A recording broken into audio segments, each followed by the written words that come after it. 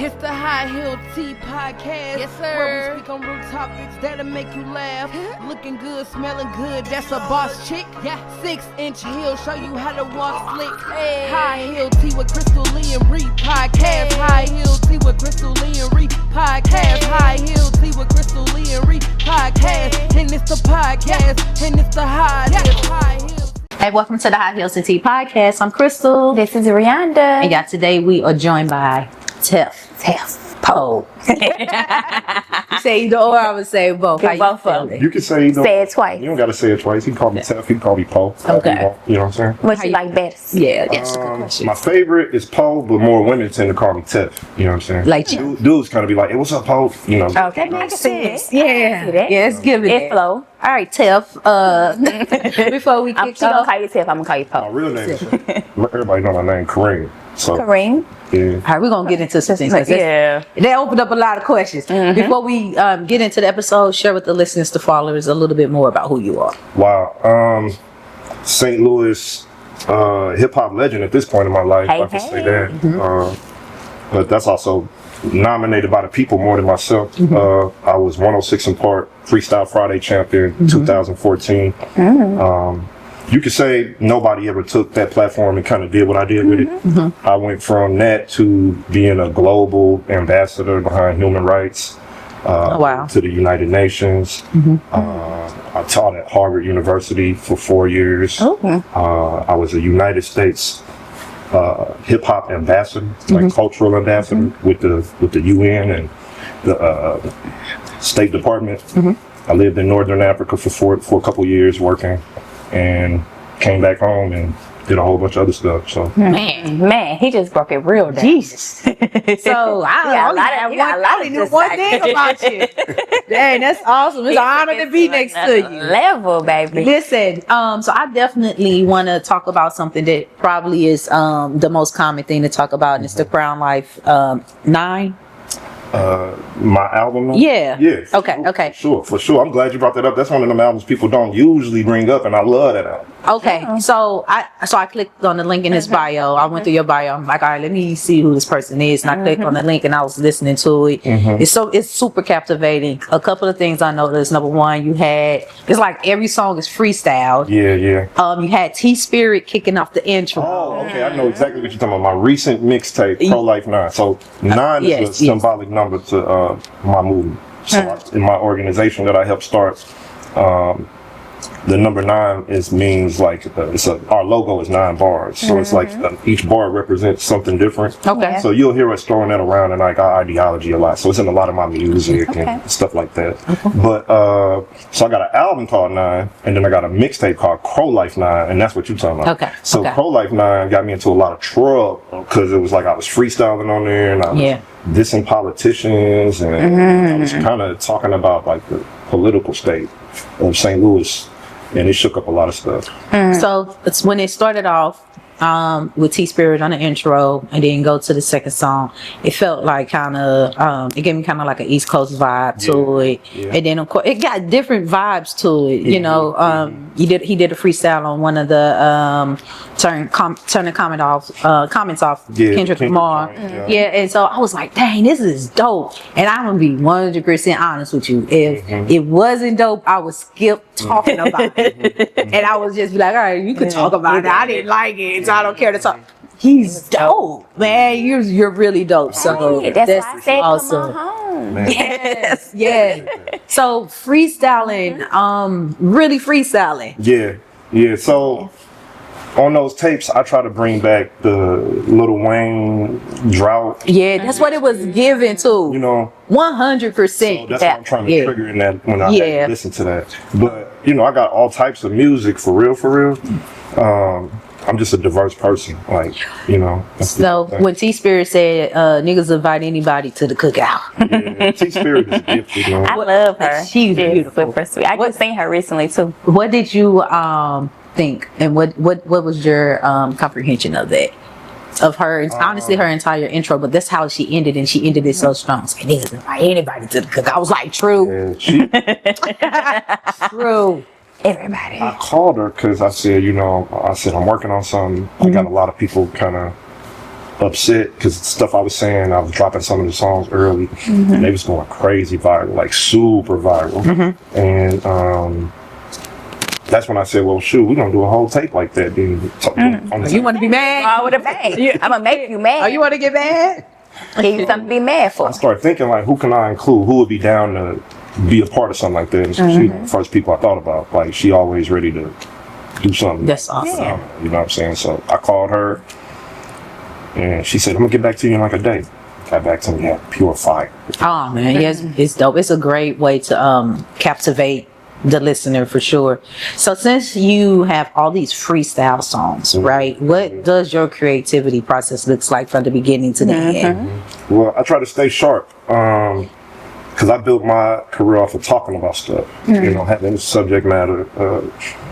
I don't got like the biggest fan base in the world, but I got enough of a fan base. I just did a show 2-3 days ago in Columbia, Missouri with Talib Kweli. Type of people I work with be people like Killer Mike,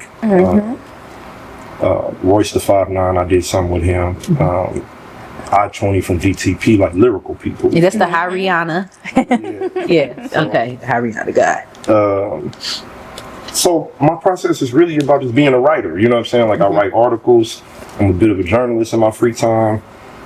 And I just try to keep my writing ability sharp. So that's what really what the freestyles is about. It just comes in my down. head.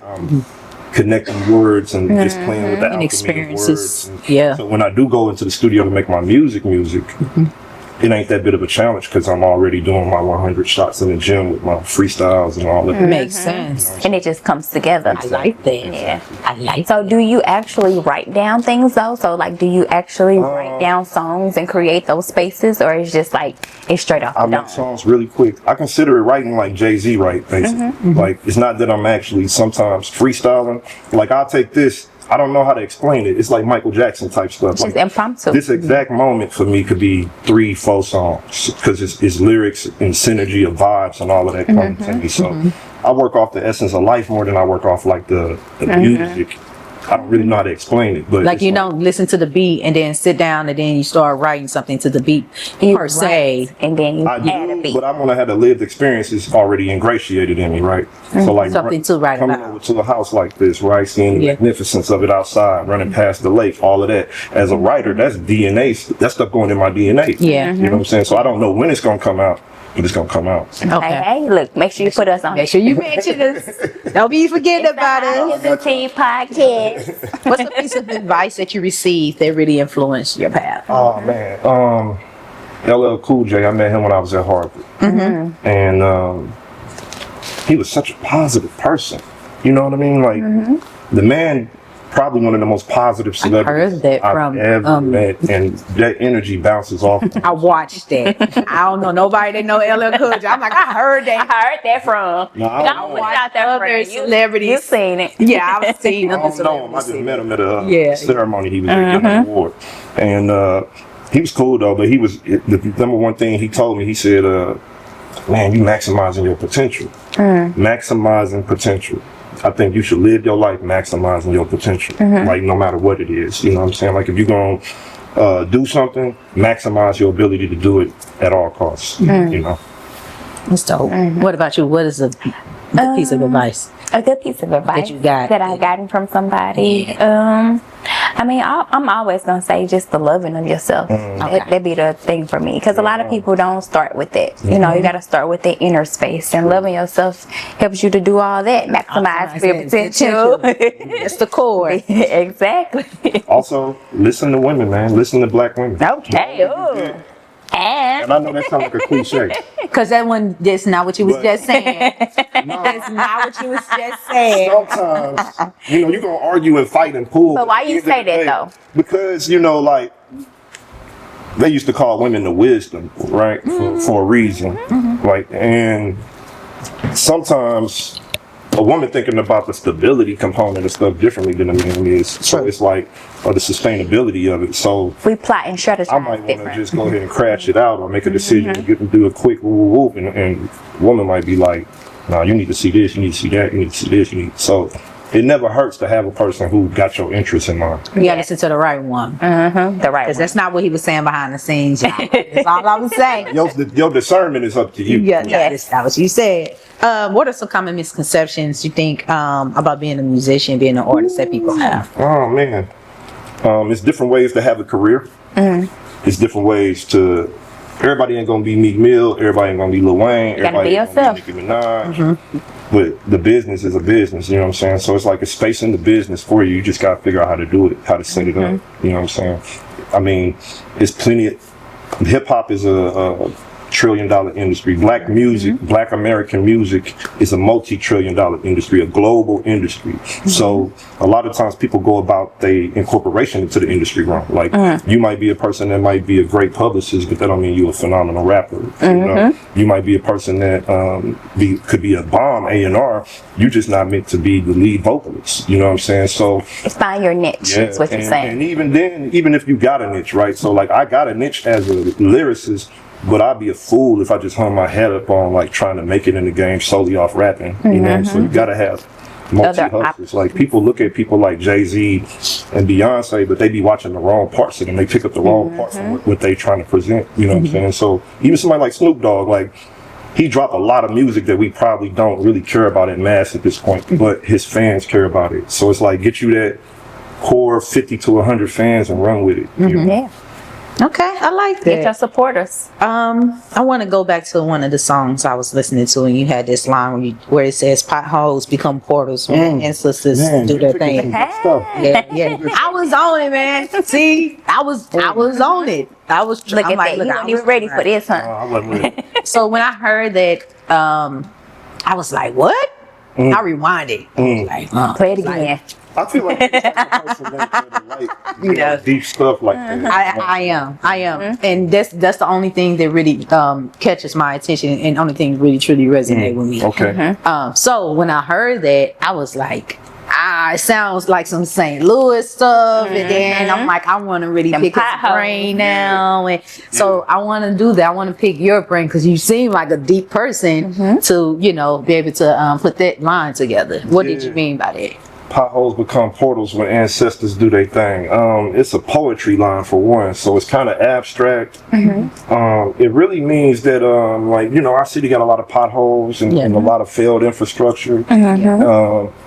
And we really been up against like the same forces since like day one for like trying to fix St. Louis as Black people. Yes. And I just was basically saying in a lyrical way, like our problems become a portal for our past to be corrected or to bring our ancestors into the future. You know what I'm saying? Okay. Like when they get involved, anything is possible. True. Yes. You know, when God get involved, anything is possible. When your ancestors got your back, anything is possible. Type. Yep. I like that. I like that. it. I was listening to it. I got one more question. Just one One more quick. But I got a question, though. As far as music, what made you start the music? Where'd you come from? I kind of come from an artistic family, so my family one of the more legendary St. Louis music families. So my father was Frank Jackson II. He was very well known in St. Louis by a lot of the music scene before I was even born. Okay. He wasn't really a musician, but he was kind of like an artist. So he'd take pictures. He was a creative. Exactly. Before we kind of knew what a creative was, he was a creative. Like if he was alive nowadays, he would have been a content creator. He would have been in the mix of all this stuff, like person. He was one of the people on the pictures like this. all the time. All the time. You know, so You know who he was. He had the nice my hat big brother is Black Spade, and he was the first person that we spoke familiar. that went like from St. Louis to London and all over the world. You know, and I'm a kid watching him, not really a kid, but a teenager kind of watching him lead and do his thing. And so it was just already there for me to pick up kind of. And I don't know, I was young when I started, like 12. You could tell because you're so in tune with it, and it comes to you very naturally. I don't know nothing else. So it's a challenge in my life sometimes, right? Because I might be dating a new person or something, right? And when you date a typical Black male from the Midwest, you respect certain things, respect certain skill sets. I have spent most of my life on stage. Like I'm a stage child. So all I know is like sleeping in vans, driving from one city to another, flying, moving around. By the time I got older and I started to slow down in life, I realized like I don't got the same lived experiences as him. True. Yep. You know, so Yep, it's kind of, and it makes it a little bit of a disconnect. Yeah. I be saying that too, though. I legit be like, all right, one of the reasons why I want someone, like I want the relationship or whatever, is because it's like, man, life is so freaking dope. And I would like to share these life experiences with someone. Yes. And I'm like, phew. But if they're not ready, you can't. Of course. And then it's gonna get to the point where like, hey, back in the day, like I used to, and it don't even feel the same versus actually having someone that's been through that journey with you. Yeah. And so now it's a disconnect. It's always some kind of disconnect there where it's like, Yeah. meh. Maybe not. Meh. Never mind. Never mind. Never mind. What is one thing that you can't live without? prayer. Ooh. Pray every day, all day, y'all. Yes. Even if it's talking to myself in some form of a prayer, or stuff start feeling like it's falling apart, I can't handle it. I do pray a lot. I pray a lot. Definitely, it's prayer. I would say music to be kind of typical, but it ain't, because I mean, if the music stop, I need prayer. spiritual You need your mindset. You need your, The prayer helps with the music. Yeah. What about you? What is something that one thing you can't live without? One thing I can't live without, and I was supposed to say food. Nah, but You're gonna start eating people. at this point, we gotta eat. You ain't wrong. You're not wrong. You're not wrong. But I totally agree with him as far as like prayer, spiritual, talking to God, because it's like it's uplifting. It lifts you up when you're down. It keeps you moving when you sad. It just reroutes your whole dynamic when you just feel like nothing else matters. So that's 100%. I'm with that. I agree. I'm going to ask you a question. How are you dealing with the explosion of profile that's coming? Hey. What do you mean? On TV, becoming a bigger media personality. Both of y'all, how y'all dealing with that? Like people stopping you. I know it's got to be Yeah. So it took me a minute to adjust. When it first started happening, I just started staying home. I stopped. I do it a lot. Yeah, I was like, I'm not going out there. Introverted, and I wasn't used to that. But now, I actually started going to grocery stores a little bit more. Not all the time. I'm like, very early, trying to dodge wherever. Walmart delivers. That's what I do. That's what I do. The Walmart delivery option. But now I just learned to tell people thank you. Like I just be like, thank you for watching from that side. But as for me and who I am, I'm still just me. Like I had to grow with the experience, but I never changed. Like I'm still who I am at core, so I like to do the things I like to do still. I like to, I'm still who I am. It's just growth with it. And everybody knows I like to be intentional, so I take it way more serious, way more like, all right, let me study a little bit, let me do this a little bit, like to where I can really just perfect it to where point like I was in Chicago. I didn't just do my segment and leave. I stayed behind scenes and I watched them because they on a bigger platform and everything they doing is live. So what we do is live too. It's a one take. We ain't editing nothing. But they live, right? They showing it live on Channel 5. Wow. So I watched I watched them and I'm watching how they just going through it. And honestly, their energy was identical to ours. You can tell that they worked together for so many years that they know how to just put it out there and work with the person and facilitate a conversation.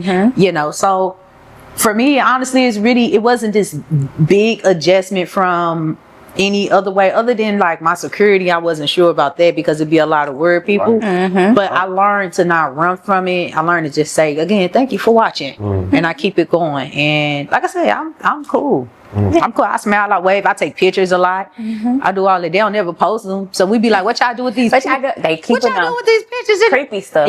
I take so many pictures, and nobody never tag you in them. Nope. And even when I go out of town, like the first thing that happened when I hit Chicago, a couple came to me like, ain't you the girl from the show? Wow. No matter, when I was in LA, I'm sitting just chilling at the bar. God, man, everywhere I go, every city that I went to, since everything really, came out, like people recognize me in different cities too. Yeah, that's So first time it happened, I ran back to my hotel. I was like, oh shit. Yeah, I can see her doing that. What? I can see you doing that, running back. Yeah, I was like, let me go to my hotel, lock the door. I was like, oh Lord, no. I had when I first was on 106 in Park. Yeah. 6 million people an episode. So I would come home. And I'd be like, man, let's go to the mall. Yeah. Because I was crazy when I was on 106. I was still doing shows, like concerts. Like I was doing stuff nobody had ever did when they was on there. I was like, if we gonna be on TV, we finna run it up. You see what I'm saying? Exactly. Ain't this ain't the time to go hide and get in the shell. I was doing so much stuff, it was ridiculous. Yeah. So I was going to the mall, and my boy, he kind of like my manager, but he like my business partner. He been with me for like decades at this point. But I used to be crazy. So I'm in the mall, and I'm like, man, why do these people keep on staring at me? You know what I'm saying? What's going on? He like, you idiot, you just want to come off, you just got off TV and didn't want to go to the Galleria. That's why he's staring. They just watch TV. I mean, it's just normal life, though. They definitely is staring. Yeah, they be stirred. I mean, they stir, and then also I always get you the girl from the podcast, you from that podcast, or something like that, or like what you say. It's just a space where you just get comfortable in, and like I say with Crystal, like she, like we were just talking about this for forever, you know, like just the spaces that you know you're gonna get up to. You know, you knew already this was gonna happen. We were just waiting for it to happen, and when it happens, you just like, I like how you think. I'm not really tripping off of it. It's, you know, I already knew this was gonna happen. You wasn't ready. You know what I'm saying? So that's all it is. And then we come from a humble space. Yep. So it's like I'm happy it's her. You know, God has it for me, and I'm gonna take it. Be intentional about it. Exactly. I be at I go to like Word Up typically after we done filming, because that'd be like the really only thing going on, and just be chilling there. Like I don't run from it Big no shout out to more. energy. Yeah, Big shout when out I to need energy. to like recharge, literally nothing's different. Nothing's different, because what things I was already doing to recharge, they're still there, you know, and I guess people in those spaces really don't watch the show. So I could Really? kind of be a little bit more ducked out. That's funny. I But wouldn't even think I watched that show because they probably paid me to be more serious. I watched it. But no, it's you funny as hell. more poets, It's good downtown. artists that I get to meet, they watch it. And it's hilarious. It's like, guilty pleasure for real. For real, I watch it. I serial watch it. Like people don't even understand how much There's so I many watch people it. I that watch it watch like it. I got an issue. I've noticed one thing. It's a lot more men that watch it than women. I'm gonna tell you why I watch it as a man. Yeah. Because for one, it's almost like you get to speed date without going on the date. Then without going on the date, me too. I be up there like, Who are you? I be like, woo, shit. I be like, don't say that. But sometimes I be like, oh, that's a good question. My favorite thing that you do is when you try to get in the chance to Her facial expression. fix their situation, especially the men. You be like, you gonna say that? And then you try to clarify. Are you sure? What they mean is, or do you mean? And then you be like, well, do you mean? Or you know what I'm saying? You give them a chance to fix it. Yeah, I be trying to mind my business. As long as I really do, because it's like, and we be talking about this. I be like, what people don't understand is I try to mind my business, because what I think is weird or crazy or My gut might disrespectful, like it. you gonna answer it. I wouldn't have answered that, you know, or I would have said this, and so I try not to, but they be like, Crystal's on your face, and I be like, well, that's as good as it gonna get. It's your facial expression. I try to mind my That's what business. make it entertaining. Yeah. She just be like, That's what thanks for watching. I mean, look, no, she be like, did they really just say that? Yeah, thanks for watching. It be the thing too, like you never know what people gonna say or do, like how you were calling them. What was you calling them? Characters. And I was like, well, okay, I don't know if you just like calling reoccurring it characters. Yeah, That's what they but feel like on y'all show specifically. That's what I think make the St. Louis Pop the Balloon different than other Pop the Balloons, because I watch a lot of them. And that one, St. Louis got characters. Oh, yeah. So y'all do a good job of like being like, hey, these is just the people that's here, man. Like, this is how they really acting. This is what they really saying. But people don't believe that. There's though. no script. They think that it's scripted. They've told these people to come here to say this stuff. There's no script. They're just being themselves. When them cameras, when we vetting them and talking to them about everything, they cool, they calm, they collective, and then that camera come on, and they see all this now. Lights, camera, action. And the first girl walk in and they get that, it's like that first pop, it's like a first high for them. Yeah, it's adrenaline. You know what I'm saying? Yeah, and they like, oh, that felt good. So now they just pop it. She could be What's cute, your make most sense. Successful one, you think? Successful parent off the St. Louis They one? had a couple. A match. Yeah. Oh, honestly, all of them. It depends on what you, Episode 1, they still together. True. The first episode, the couple that matched on that episode are still together today. And that was over a year ago. That's good. I was about to say it depends on what you look at success is. Yeah. But yeah, Viewer. the one we just I would the numbers. I know y'all do numbers, period. But I was talking about one with just who Like- left and stayed together. Yeah, damn. that one. The first There's a couple of people that actually like stay together, but the way that they're together might not be on the timeline that we probably think. So now what you'll see is we do more catch up episodes and these reunions with the matches that were made. Probably And has a lot of hookups. we learned that one of the girls who actually matched with a guy, and I guess he wasn't on her timeline, someone that watched the show reached out to her and she's engaged to that person today. That's So, nice. Must down. I'm gonna give y'all. Yeah. I can't say this on camera. Go ahead. Give them the game. Give I it to just them. slid on a few of them balloon pops. Actively He said speed dating. actively from the couch. Yes. People do that. It's sometimes people that DM all of us. Like one time, the girl, she got so excited. She's like, "Oh my goodness, my DMs!" And she screenshot. I was like, "Girl, that man been in my DMs for months." And then another girl came. She was like, "He sent me a message." I said, "He's trying to collect his He's popular." trying to see Oh who's my available. God. That's crazy. But no, that's dope though, because it does give you, like you said, the experience without They on being the there. TV telling you what they about. Yeah. You know what it is. Such and such. but I do this. I do that. Cool.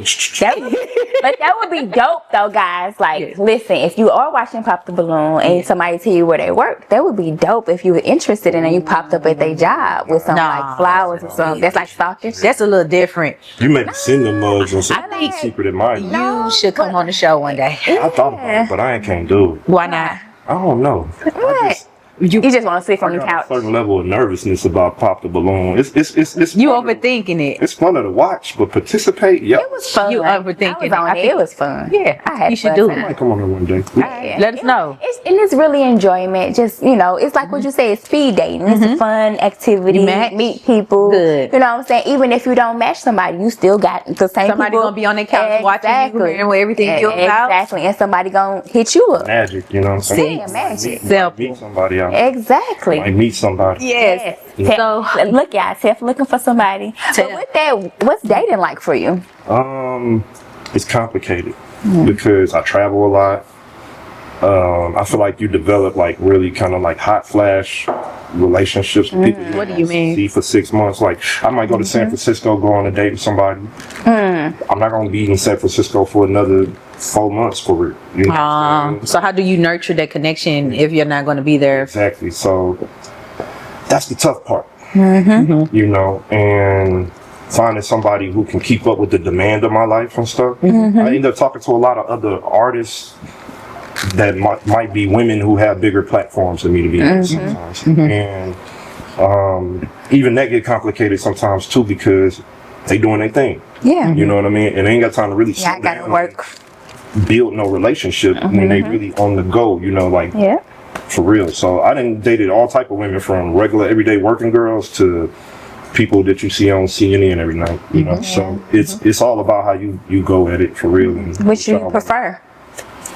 Somebody that's for me, period. True. You know, I like so that. all of that don't even really matter. at It the end of the doesn't. day. Yeah. So, Because y'all gonna make it make sense. Yeah, true. So what is your timeline like, being that you don't have the time to sit still day to day to nurture the connection? How long do you think it takes for someone like you to get to know someone? well, for a while I considered myself a little bit of a serial dater.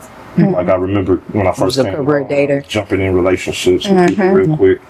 And it wasn't really cool because they would end It wasn't kinda fulfilling. in a combustible way. So I'd be back at square one, like, damn, what am I doing? You What know did I I'm do saying? wrong? And so now I'm just taking my time, you know what I'm saying? Just letting people unpack themselves fully, unpacking myself fully.